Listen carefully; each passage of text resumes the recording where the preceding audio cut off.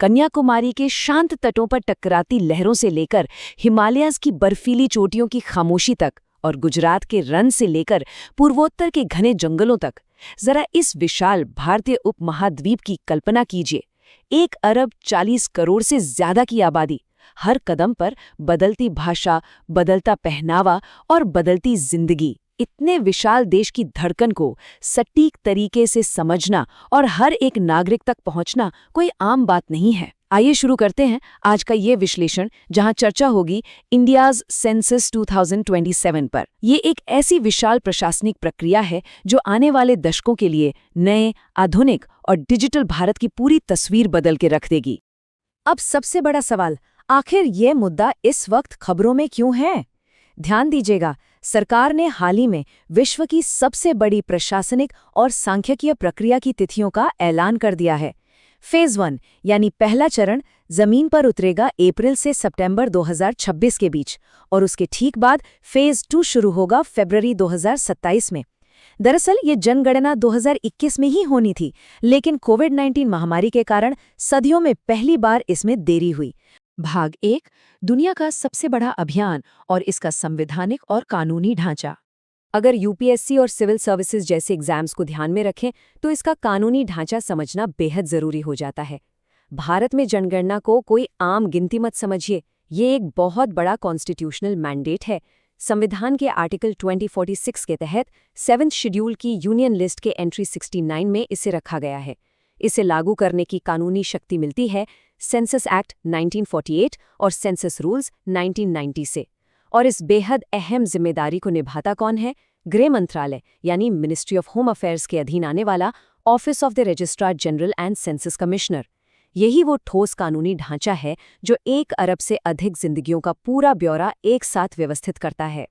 भाग 2, ऐतिहासिक पृष्ठभूमि, प्राचीन पांडुलिपियों से लेकर एक आधुनिक राष्ट्र तक का सफर।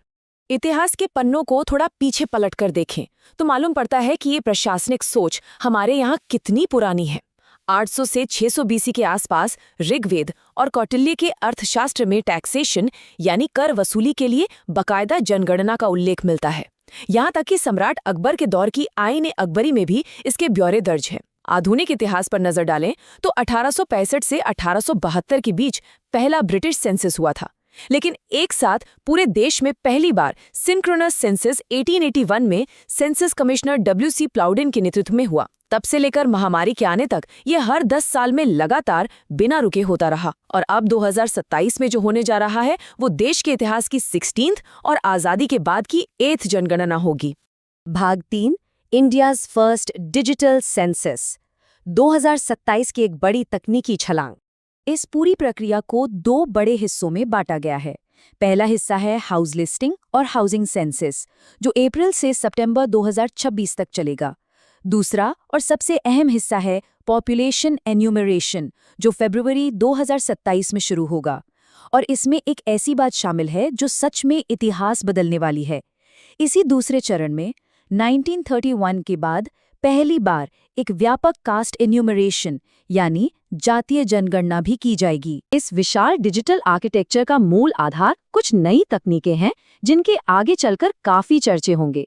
सबसे पहला है CMMS यानी census management and monitoring system. ये पूरी गिनती की नियर रियल टाइम ट्रैकिंग करेगा।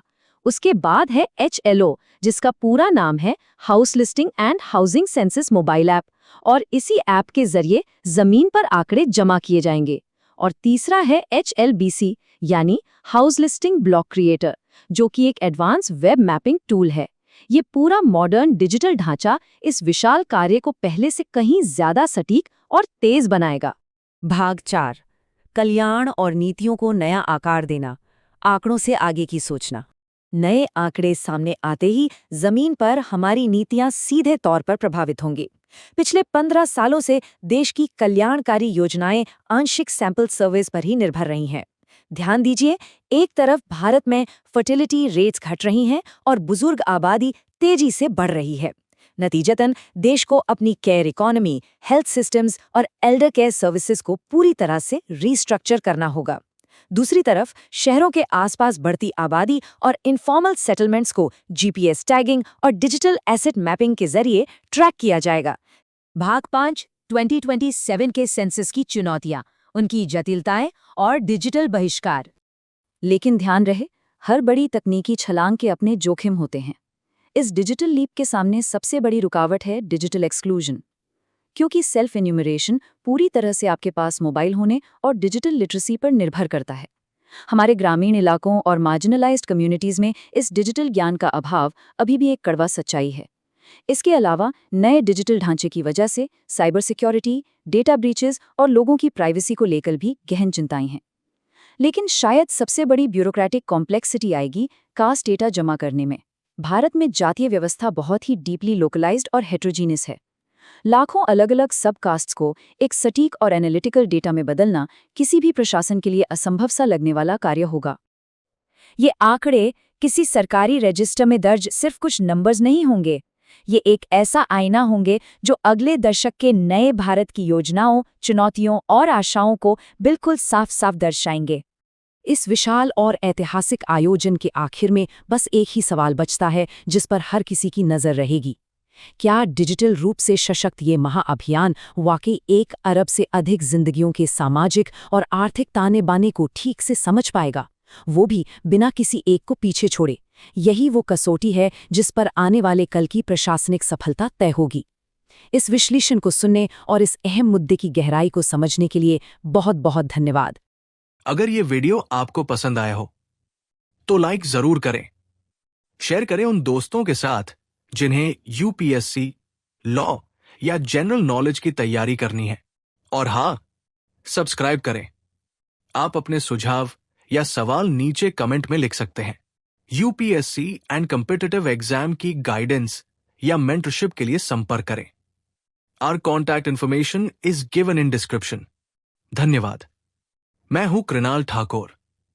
मिलते हैं अगले भाग में। जय हिंद।